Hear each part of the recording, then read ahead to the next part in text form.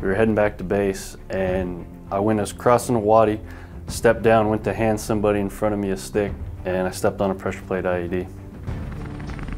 They first came to me, they put all my tourniquets on, they gave me morphine, they checked everything else, make sure I was all good. They called in the bird, then they medevaced me out. I was at work and received a call from my wife at 7 o'clock in the morning. And all she said was, "I need you to come home right now."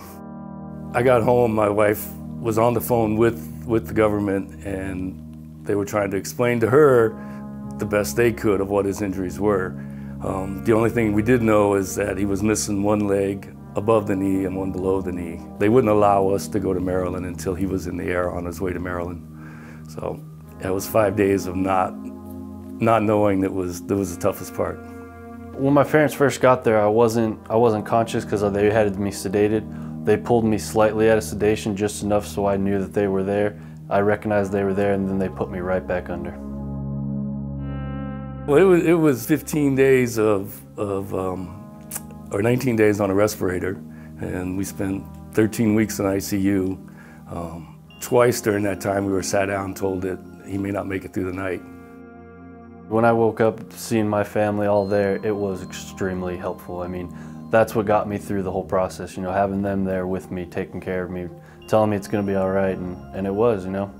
It was good having them there. When I first got fitted for prosthetics, I was still in the hospital. I grasped it pretty quick. I mean, it didn't take me that long. My living condition, it's a 2-story house. I live on the first floor, but the laundry room's upstairs, so I have to have somebody take my laundry up and bring it down for me. Going through the doorways, I can't fit through them. They're all small. All the cupboards are high. I can't get to my refrigerator because the island's in the way. I can't cook on the stove because it's too high for me. The sinks is a big issue because you can't roll up to them, so you have to put your hands over like that and try and wash your hands. It's really difficult, you know. Taking a shower, it takes some time. I have to wheel up to it. I have to transfer, push myself down and slide over and get on. It's pretty hard. I've always been independent, and because of this injury, I don't want it to make me not independent. I still want to be independent. I don't want to depend on somebody else having to do everything for me. Thinking about the new home, it would just be tremendous help for me, you know. Having a single-story home with wide doorways, no step to go up to go into the door. Having a door that you don't have to use keys and you can open right up, it would be tremendous help, especially with my hands, missing all the fingers that I am and the thumb that I am. You know, a sink I can wheel under, cabinets I can actually get to, laundry room I can actually get to on the first floor.